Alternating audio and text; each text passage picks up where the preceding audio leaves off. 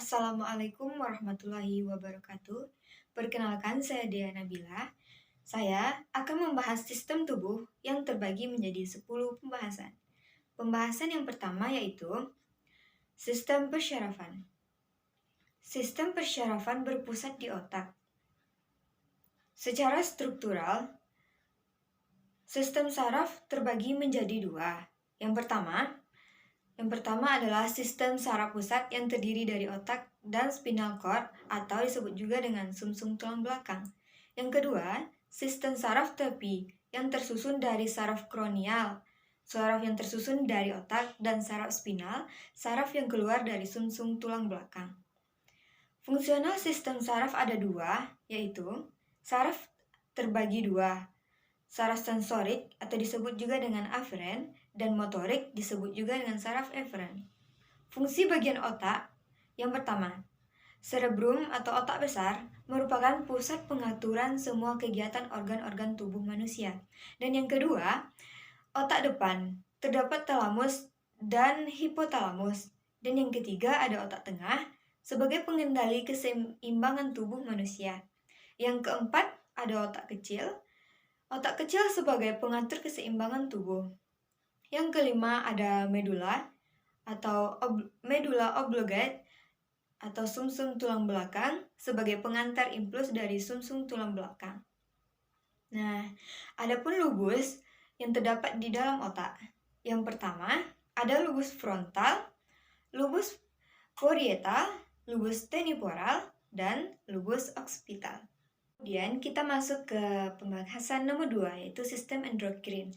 Sistem yang memproduksi dan melepas hormon-hormon merupakan zat kimia yang dihasilkan oleh kelenjar endokrin yang dibutuhkan oleh tubuh dengan jumlah yang kecil, tetapi sangat berpengaruh terhadap aktivitas tubuh. Jenis-jenis kelenjar endokrin. Yang pertama, hipofisis yang berada di dalam otak. Yang kedua, kelenjar pineal dan yang ketiga, ada kelenjar tiroid. Yang keempat ada kelenjar paratiroid atau kelenjar anak gondok. Yang kelima ada kelenjar timus. Keenam ada pankreas yang berada di ginjal. Dan yang ketujuh, kelenjar adrenal, kelenjar anak ginjal. Dan yang terakhir 8 yaitu gonad atau kelenjar kelamin. Hormon yang dihasilkan oleh kelenjar endokrin. Yang pertama ada hipofisi, tiroid, adrenotropik hormon, dan kemudian prolaktin, dan juga gonadotropin. Dan yang ketiga, kita masuk ke sistem reproduksi pada manusia. Yang pertama, sistem reproduksi pria, yang disebut juga dengan genitalia maskulina. Yang pertama ada organ bagian luar, terdapat penis dan juga skrotum. Yang kedua, organ bagian dalam, tersusun dari yang pertama ada testis yang berfungsi sebagai pembentuk gamet baru atau disebut juga dengan spermatozoa. Yang kedua ada epididymis sebagai tempat pematangan sperma.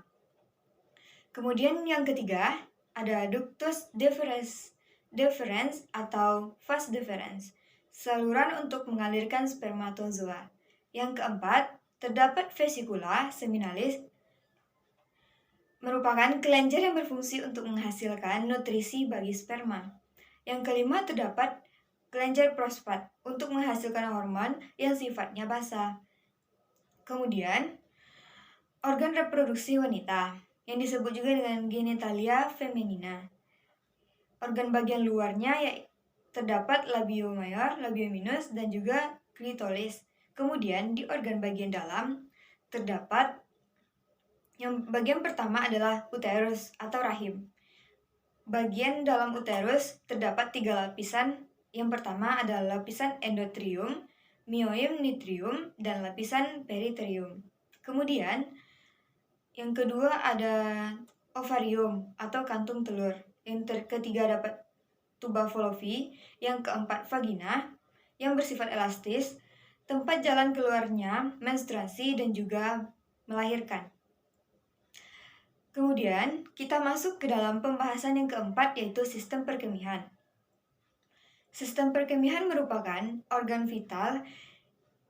Sistem perkemihan merupakan organ vital yang berperan di dalam ekskresi dan eliminasi sisa metabolisme tubuh yang berfungsi sebagai meregulasi volume darah dan tekanan darah, menstabilkan pH darah, dan juga menghemat pengeluaran nutrisi.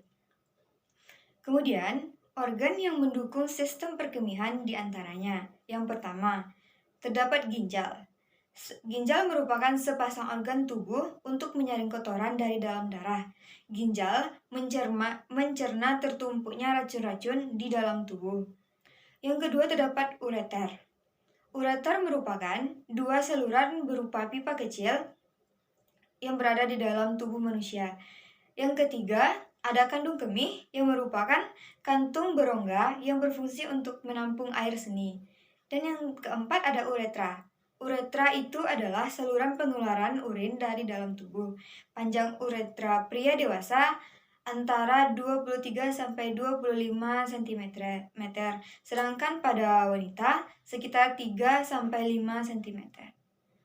Kita masuk ke dalam sistem pernapasan. Anatomi dan fungsi organ pernapasan. Yang pertama ada rongga hidung. Udara masuk dari rongga hidung, lalu udara disaring oleh rambut-rambut hidung dari partikel-partikel debu yang menyertai udara yang masuk. Selain itu, udara juga dihangatkan dan dilembabkan untuk menyesuaikan suhu tubuh. Yang kedua ada faring. Faring merupakan dari rongga hidung udara selanjutnya mengarah ke faring, yaitu tempat dilaluinya udara pernapasan dan makanan yang berasal dari mulut. Kemudian yang ketiga adalah laring. Di belakang lidah dan di depan laring terdapat epiglotis yang berfungsi mengatur masuknya udara dan makanan ke salurannya masing-masing. Yang keempat terdapat trakea. Di dinding trakea terdapat kartilago untuk memperkokoh trakea. Terdapat epitelium yang ditutupi oleh silia pada permukaannya dan mukus berfungsi memberangkap debu, polen dan kontaminan kecil lain yang lolos dari rongga hidung. Kemudian eskalator mukus yaitu proses yang memainkan peran penting dalam membersihkan sistem pernapasan. Kemudian yang nomor 5 ada bronkus. Bronkus yaitu terdapat 2 cabang yang masing-masing mengarah ke paru-paru. Bronkus bercabang-cabang lagi di dalam paru-paru menjadi saluran-saluran kecil yang disebut dengan bronchiolus. Kemudian yang keenam yaitu ada alveoli. Alveoli ialah tempat udara kemudian memasuki alveoli. Kumpulan dari alveoli tersebut disebut dengan alveolus yang merupakan kantung udara di ujung bronchiolus tadi. Kemudian oksigen dari udara yang memasuki alveoli akan terlarut di selaput lembab yang melapisi permukaan dalam alveoli, kemudian akan berdifusi dengan cepat melintasi epitelium ke dalam kapiler darah yang mengelilingi setiap alveoli. Sedangkan dalam arah berlawanan, karbon dioksida berdifusi dari kapiler darah melintasi epitelium alveoli dan menuju ke rongga udara untuk dikeluarkan keluar tubuh melalui mekanisme ekspirasi. Pengaturan keseimbangan darah di paru-paru terjadi pada proses pernapasan. Manusia bernapas dengan menghirup oksigen dan membuang karbon dioksida. CO2 adalah zat yang bersifat asam sehingga jumlah CO2 yang keluar akan mempengaruhi keseimbangan pH darah, baik asidosis maupun alkalosis. Asidosis dan alkalosis yang disebabkan oleh gangguan pada paru-paru atau pernapasan disebut dengan asidosis. Kemudian terdapat respiratorik dan alkalosis respiratorik. Asidosis dan alkalosis juga dapat terjadi jika produksi asam dan basa dalam tubuh tidak seimbang. Kondisi tersebut terjadi bila ginjal bisa membuang kelebihan asam atau basa dari dalam tubuh. Asidosis dan alkalosis akibat salah satu dari 2 kondisi di atas tersebut, asidosis metabolik dan alkalosis metabolik. Sistem yang keenam, sistem integumen. Sistem integumen merupakan sistem yang ada pada lapisan kulit. Yang pertama terdapat epidermis, merupakan lapisan kulit terluar, tempat tumbuhnya rambut. Terdapat 3 sel, sel melanosit, sel Langerhans, dan sel Merkel. Tumbuh terus-menerus. Terdapat beberapa lapisan, yaitu ada stratum germanatrium, stratum spinosum, stratum granulosum, stratum lucidum, dan juga stratum gernium. Kemudian yang kedua terdapat dermis. Dermis merupakan lapisan tengah pada kulit yang ketebalannya di antara 0,5 sampai 3 mm. Terdapat lapisan papilia dan lapisan retikuler. Kemudian yang ketiga ada hipodermis atau disebut juga dengan subkutan, lapisan paling bawah dari kulit. Kemudian, proses penyembuhan pada luka. Yang pertama yang dinamakan dengan tahap hematasis atau trombosit darah merah yang membeku. Yang kedua, inflamasi, disebut juga dengan peradangan. Di sini darah mulai berhenti dan sel darah putih membantu membersihkan luka. Kemudian yang ketiga akan terjadi proliferasi, di mana sel darah merah atau trombosit yang kaya akan oksigen datang ke area luka untuk membangun jaringan baru. Proses ini terjadi dengan rentangan waktu sesuai besar atau kecilnya luka. Kita masuk ke pembahasan yang nomor 7, yaitu sistem muskuloskeletal. Yang pertama ada muskule. Muskula adalah otot enternocleidoid astoid, salah satu dari otot leher terbesar dan yang paling dekat dengan kulit. Otot ini berjumlah sepasang di sisi kiri dan kanan. Gerakan utama dari otot ini adalah rotasi kepala ke sisi yang berlawanan dan fleksi leher. Otot pectoralis major adalah otot tebal yang berbentuk seperti kipas dan terletak di anterior dari dinding dada. Otot ini membentuk dada pada pria dan terletak di bawah payudara pada wanita, yang berfungsi untuk membantu gerakan adduksi dan endorotasi tulang, humerus, dan menarik skapula ke arah ventral dan kaudal. Otot bisep adalah otot besar berkepala dua karena berorigo pada dua tempat yang berbeda, terletak di sepanjang lengan atas.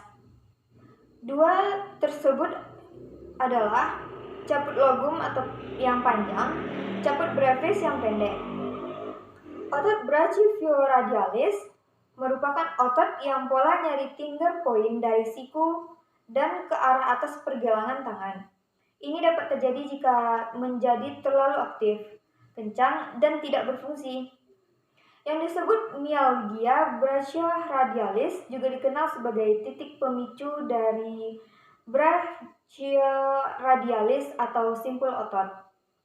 Kemudian yang kedua ada skeletal yang disebut dengan rangka. Rangka terdiri dari tulang, sendi, dan tulang sumsum sebagai tempat melekatnya otot. Kemudian membantu dalam proses pergerakan. Adapun beberapa nama tulang dari yang pertama ada fibula atau disebut juga dengan tulang kering, yang kedua ada fibula, tulang betis, yang ketiga ada femur, tulang paha, kemudian yang keempat ada patella, tulang tempurung lutut, kemudian yang kelima ada metatarsus atau tulang telapak kaki, dan yang keenam ada phalanges atau tulang jari-jari kaki. Selanjutnya, kita akan memasuki sistem kardiovaskular, yang dimana sistem kardiovaskular terdapat di area jantung. Jantung terbagi dari 4 bagian, yakni ada atrium kanan dan atrium kiri, dan juga terdapat ventrikel kanan juga ventrikel kiri. Antara ventrikel kanan dengan atrium kanan dipisahkan oleh 3 katup yang dinamakan dengan katup atrioventricularis. Sedangkan katup pemisah antara ventrikel kiri dengan atrium kiri terbagi dari 2 katup yang dinamakan dengan katup mitra. Baiklah, sistem kardiovaskular merupakan sistem pengaliran darah di seluruh tubuh manusia, yang awal mulanya dari seluruh tubuh manusia itu atau darah kotor pergi ke atrium kanan, lalu darah yang berasal dari atrium kanan akan diteruskan ke ventrikel kanan, kemudian dari ventrikel kanan akan dipompa menuju paru-paru kiri dan kanan melalui arteri. Jadi, setelah darah melalui paru-paru kiri dan kanan, darah akan kembali ke jantung, tepatnya di arteri kiri, tepatnya di atrium kiri. Kemudian, dari atrium kiri, darah diteruskan ke ventrikel kiri. Dari ventrikel kiri ini, darah akan dialirkan ke seluruh tubuh melalui sistem jaringan aorta. Sistem bagian tubuh atas dinamakan dengan superior dan sistem tubuh bawah dinamakan dengan interior. Begitulah darah akan dialirkan ke seluruh tubuh. Kemudian darah yang kotor akan kembali ke jantung melalui darah vena dan kembali ke atrium kanan. Selanjutnya kita masuk ke dalam sistem hematologi. Sistem hematologi merupakan sistem yang terdiri dari darah dan tempat darah diproduksi. Darah berfungsi sebagai pembawa fluid atau nutrisi untuk disalurkan ke seluruh tubuh. Darah memiliki temperatur suhu yang biasanya 38 derajat Celcius.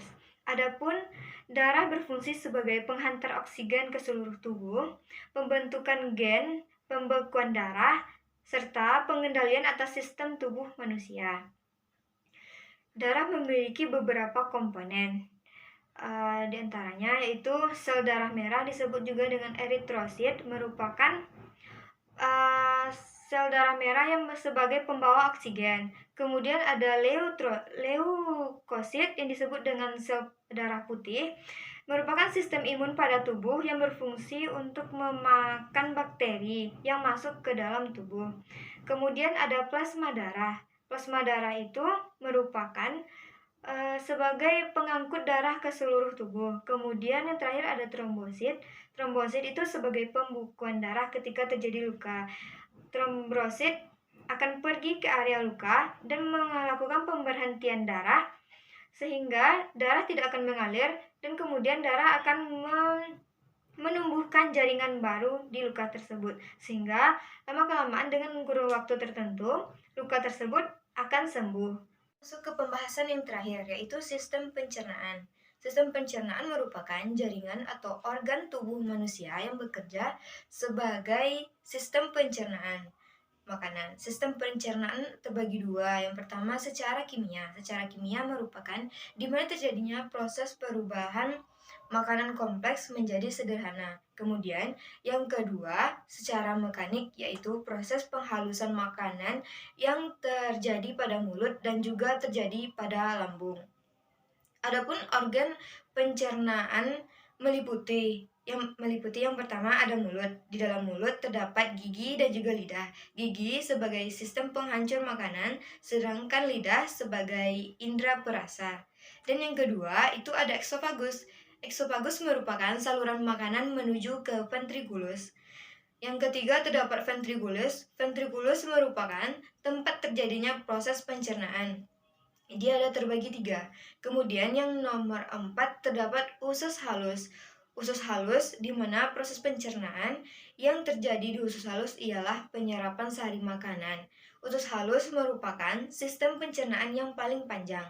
Yang kelima ada usus besar. Usus besar, makanan yang tidak bisa dicerna oleh usus halus akan berubah menjadi feses atau zat sisa.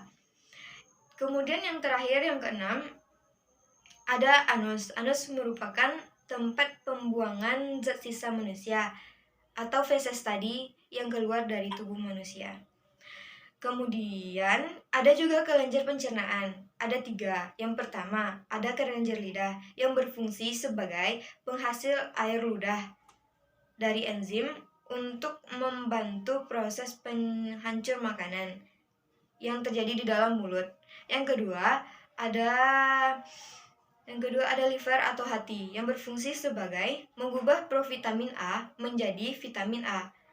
Liver atau hati merupakan pusat metabolisme protein, lemak, dan juga karbohidrat. Liver juga berfungsi sebagai detoksifikasi zat beracun di dalam tubuh. Kemudian yang ketiga ada kelenjar pankreas. Kelenjar pankreas berfungsi sebagai penghasil cairan yang disebut juga dengan enzim untuk membantu proses pencernaan zat asam yang akan menghancurkan makanan pada lambung. Sekian yang dapat saya sampaikan. Bila ada salah dan gagal mohon dimaafkan.